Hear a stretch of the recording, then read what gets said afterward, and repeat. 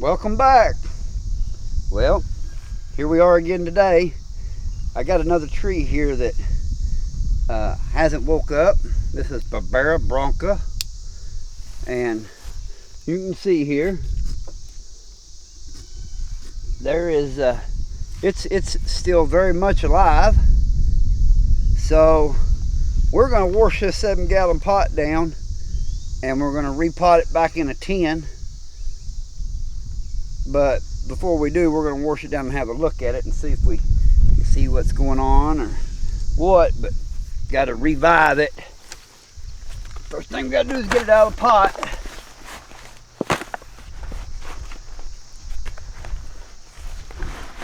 Got a lot of root. Looks like the soil is real heavy in it. We'll put some different soil in it that's a little lighter. That'll make a difference.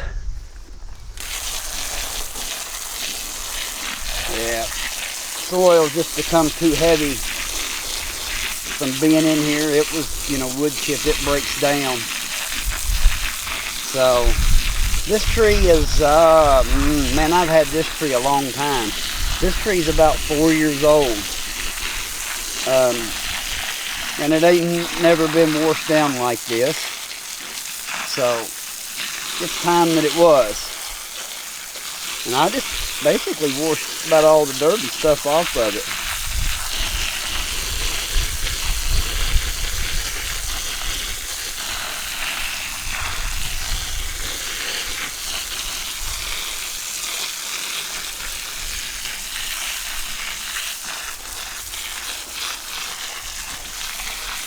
Can't be afraid of it.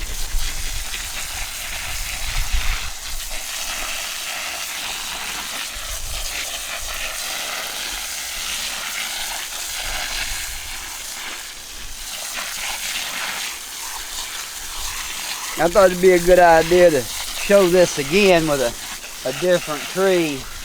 Might be a little bit different look. We're going to kind of keep the camera with me for the whole work here, and we're going to up-pot it.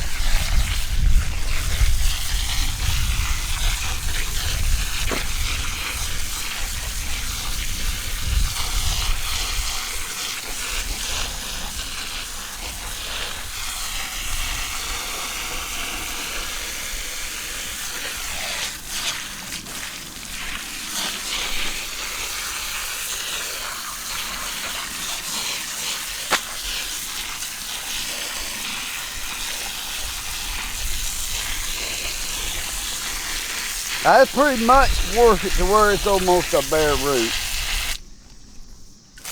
Makes a big difference. Want to get all that out of there.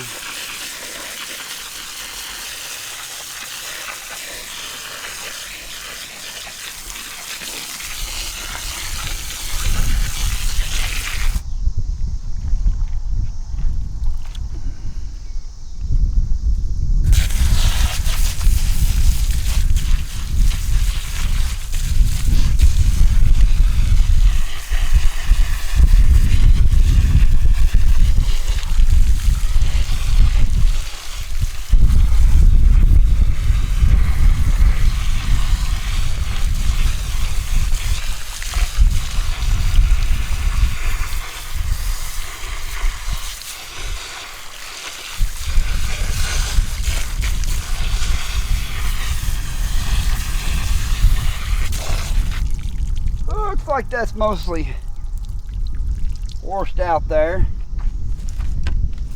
I said I was going to put it back in a tin, but you know what? It'd do all right in this 7 for another year or so after doing that. So we'll just get us some dirt together and we'll repot this. All right, we're going to mix some of this up.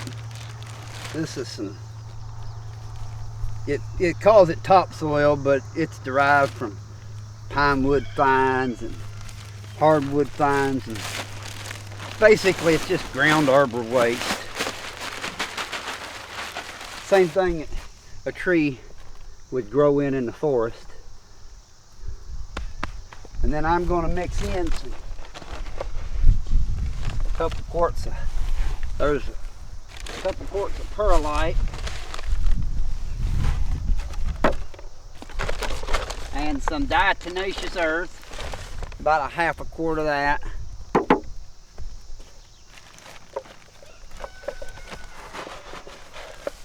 And about a quarter on the oyster shells.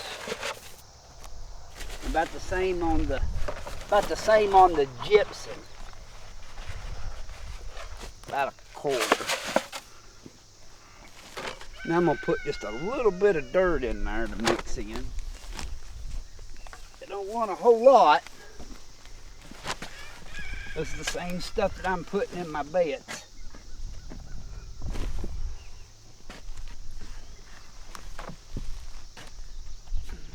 That ought to be enough.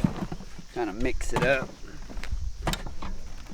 It might need a little more perlite in it. I don't know. Let's see what it looks like when we get done.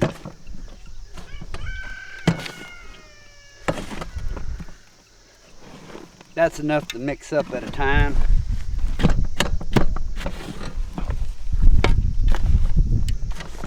Yeah, I'll tell you what, I think I'd benefit from a little another quart of perlite. Why not? You know, I believe that'll be enough there. I think it helps the soil last a little longer. Helps keep it aerated, that's for sure. And when you're using stuff that's going to break down into dirt, if you don't put this or some rocks or some ideally a little bit of river rock, little bitty river rocks would maybe even be ideal. I've gotten some cuttings from California like that, had little river rocks in them. Actually, it wasn't cuttings, they were trees. All right, so we'll get our pot up here.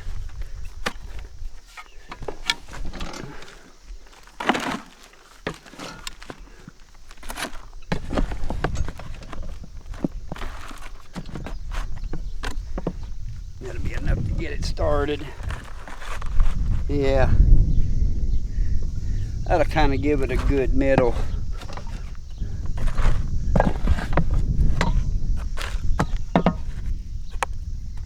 Kind of move it over here where I can get to the rest of my soil I made up here.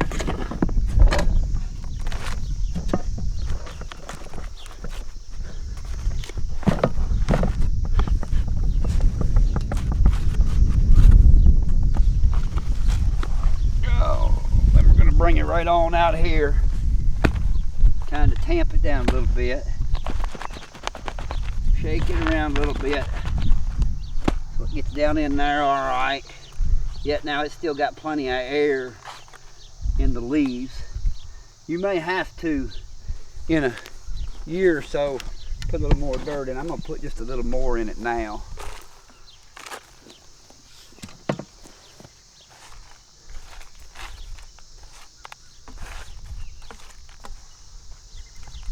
I'm going to give it just a drink of water.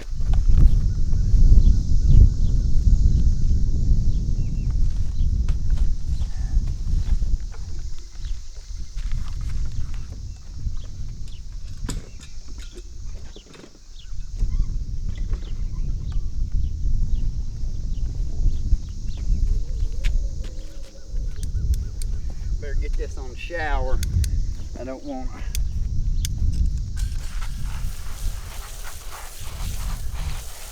That soil was kind of damp, so it don't have to be super soaking wet. That'll be plenty.